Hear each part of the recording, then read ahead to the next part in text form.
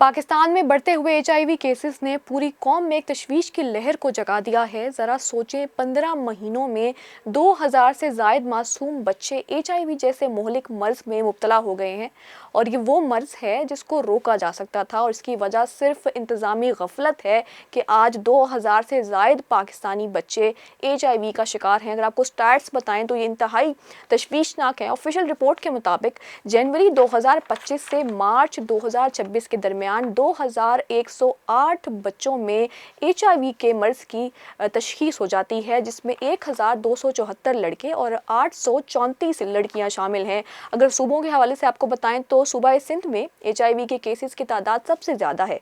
1515 cases report हुए हैं, जिसमें 923 लड़के और 582 लड़कियां शामिल हैं। उसके बाद नंबर आता है सूबा पंजाब का, जिसमें 418 बच्चों में एचआईवी की तशखीस हुई इस दौरान। और फिर आता है केपी के, जहां पे 111 बच्चे यानी कि 50 से ज़ायद लड़के और 38 लड़कियां शामिल हैं, जिसमें एचआईवी की तशखीस हुई है। अगर हम बात करें बलूचिस्तान में, वहाँ पे भी 38 बच्चों में एचआईवी की तशखीस हुई। इस्लामाबाद में 22 बच्चों में एचआईवी की तशखीस हुई है।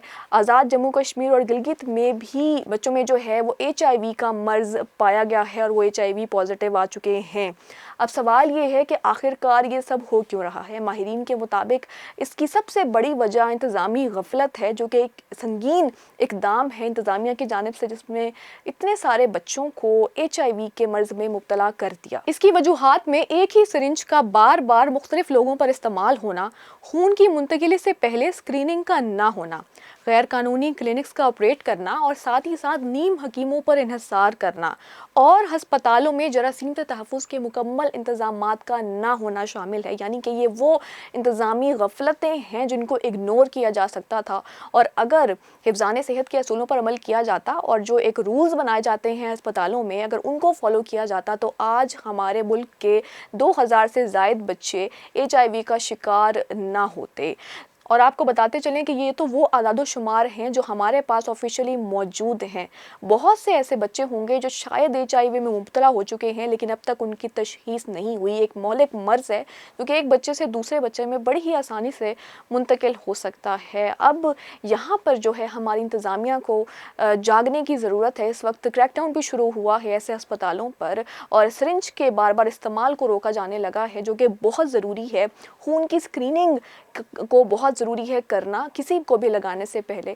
और अगर सिरिंज में नीडल को बदल भी दिया जाता है, यानी कि उसकी जो सुई है, एक ही सिरिंज को इस्तेमाल करके सुई निकाल के दूसरी सुई भी लगा दी जाती है और उस सिरिंज के अंदर एचआईवी का कोई भी ट्रेस पाया जाता है, वो भी दूसरे मरीज़ में मुंतकिल हो सकता है। तो जब भी आपने कोई किसी भी डिज़ीज़ के लिए या आप किसी अस्पताल में जाते हैं तो मेक श्योर करें कि आपको नई सिरिंज, नई नीडल लगाई जाए। और अस्पतालों को भी इसको मेक श्योर करने की ज़रूरत है कि आप एक नई बिल्कुल सिरिंज इस्तेमाल करें किसी भी इंसान के लिए। साथ ही साथ बहुत से हमने वीडियोज़ भी देखी जहाँ पे हिफ़्ज़ाने सेहत के असूलों को बिल्कुल मद्देनज़र नहीं रखा जा रहा था, और अब ज़रूरत है इस बात की कि इस पे ख़ास एक नज़र रखी जाए ताकि हमारे मज़ीद मासूम बच्चों को बचाया जा सके। इस हवाले से आप क्या सोचते हैं? कमेंट्स में अपनी राय ज़रूर दीजिएगा। हमें दीजिए इजाज़त। अल्लाह हाफ़िज़।